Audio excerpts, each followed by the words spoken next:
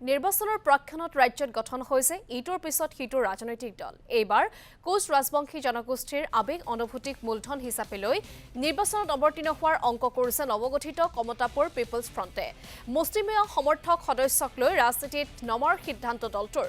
আক্ৰাছৰ প্ৰাক্তন নেতা বিশ্বজিৎ ৰায় আৰু বিমল কুমাৰ বৰ্মনৰ নেতৃত্বত গঠিত দলটোৱে কেনেদৰে ৰণকৌশল যুগুত কৰে সেয়া সময়তে স্পষ্ট হ'ব।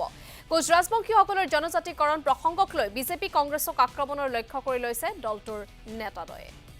আমাৰ কেপিএফ এটা নতুন আঞ্চলিক ৰাজনৈতিক দল আৰু এই ৰাজনৈতিক দলটোৱে আমি বৰ্তমান ভাৰতবৰ্ষৰ যিটো ধৰ্মীয় মেৰুকৰণ চলি আছে বা জাত পাতৰ ধৰ্মৰ নামত যিটো ৰাজনীতি কৰি আছে তাৰ বিপৰীতে আমি এটা ঐক্যৰ আৰু এটা ভাতৃত্ববোধৰ আমি ৰাজনীতি কৰিব খুজিছোঁ।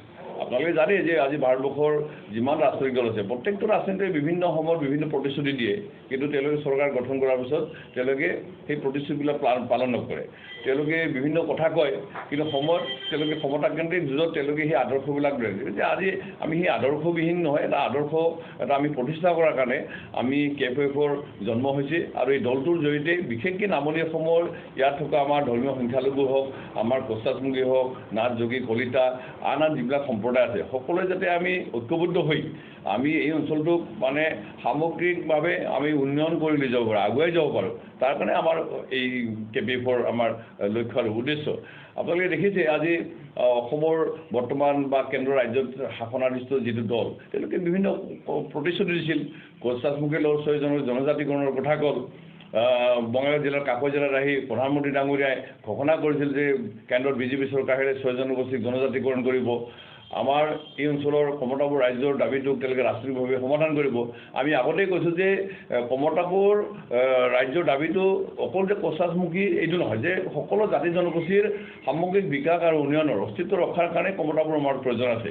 কিন্তু আজি 6 বছৰীয়া অসম আন্দোলনৰ পৰা আজিৰ এই মুহূৰ্তলৈ বিশেষকৈ ধৰ্মীয় সংখ্যালঘুসকল আৰু আমাৰ কোচ ৰাজবংশীসকলক আদি বিদেশী চিনাক্তকৰণৰ বহিষ্কৰণৰ নামত বহু হাৰাশাস্তিসকলে বহুত আছে। আমাক ডি ভোটাৰ সজোৱা হ'ল, আমাক বিদেশী নথিচ জাৰি কৰা হ'ল। অকল যে কোচ ৰাজবংশী নহয়, আজি সংখ্যালঘুসকল এনেকুৱা নহয়। NRC আজি প্ৰস্তুত হ'ল, NRCৰ ক্ষেত্ৰতো আজি বহু ভাৰতীয় আজি সংখ্যালঘু বা আজি কোচ ৰাজবংশী লোক বাদ পৰিছে। কিন্তু আজি কেন্দ্ৰ ৰাজ্যত চৰকাৰ থকা বিজেপি চৰকাৰে ইয়াক লৈ তেওঁলোকে ৰাজনীতি কৰিব খুজিছে। আজি সমষ্টি পুনৰ নিৰ্ধাৰণৰ জৰিয়তে তেওঁলোকে ৰাজনীতি কৰিব খুজিছে। ৰাজনীতি কৰক আমাৰ ক'ব লগা, কিন্তু যিটো চৰকাৰৰ বা দলৰ যিটো আদৰ্শ তেওঁলোকে উন্নয়নৰ যিবিলাক কথা কৈছিল সেইবিলাকতো তেওঁলোকে পাহৰি গ'ল। আজি আপোনালোকে দেখিছে যে কেইদিনমান আগত আজি আমাৰ বিৰোধীৰ নেতা ৰাহুল গান্ধী ডাঙৰীয়া আহিছে।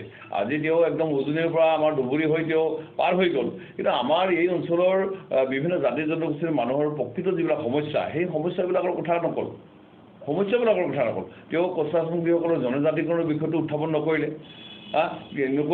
আমাৰ কমতাপুৰ ৰাজ্যৰ দাবীটোক তেওঁলোকে ৰাজনৈতিকভাৱে কি ধৰণে সমাধান কৰিব শাসনত আহিলে এই কথাবিলাক নক'লে।